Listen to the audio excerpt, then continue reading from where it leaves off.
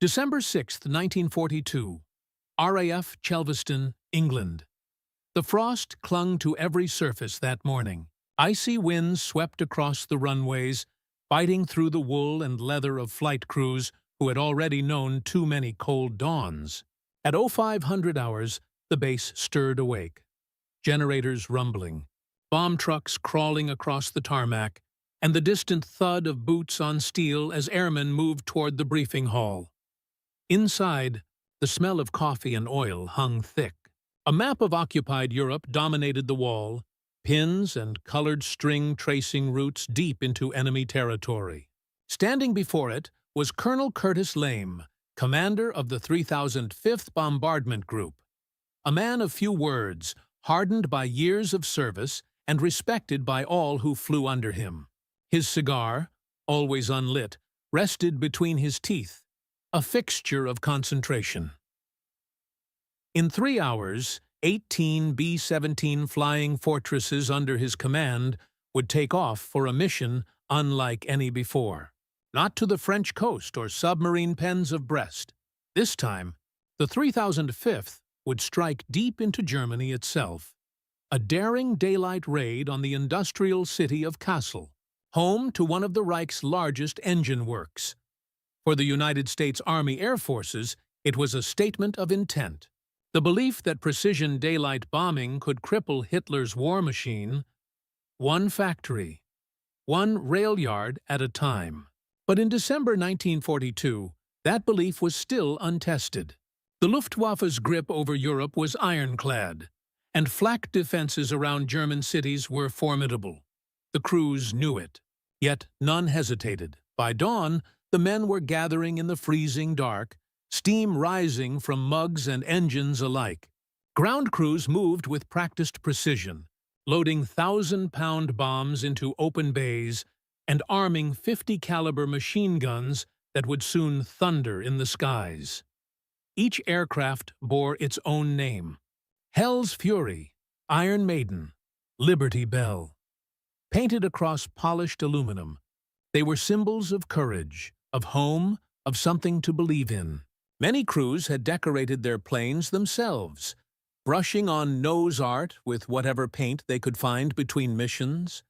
At 0730 hours, engines roared to life. One by one, the fortresses began to roll. The vibration of 4 Wright Cyclone engines could be felt in the bones.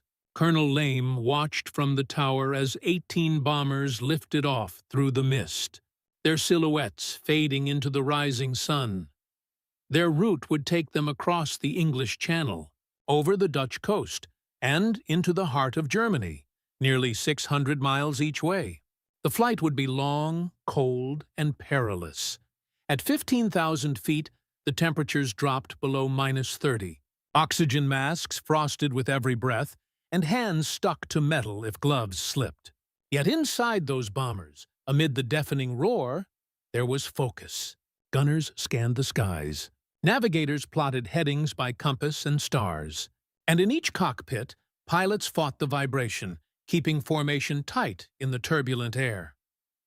Over the North Sea, the first challenge appeared. Contrails, white streaks that betrayed their altitude and direction. Below them, radar operators in occupied Europe were already relaying messages. In minutes, the Luftwaffe would be waiting. As the fortresses crossed the Dutch coast, the sky erupted. Black clouds of steel fragments, burst all around them. The rhythmic pounding shook the aircraft as shrapnel tore through fuselage and wings. One B-17, Sweet Lorraine, took a direct hit to its right engine, trailing smoke as it fell from formation. The others pressed on. Colonel LeMay had drilled it into every crew. The formation is your armor. Alone, a bomber was easy prey. Together, they were a fortress in the sky. Moments later, the first German fighters appeared. Messerschmitt Bf-109s and Focke-Wulf 190s, climbing fast from the east.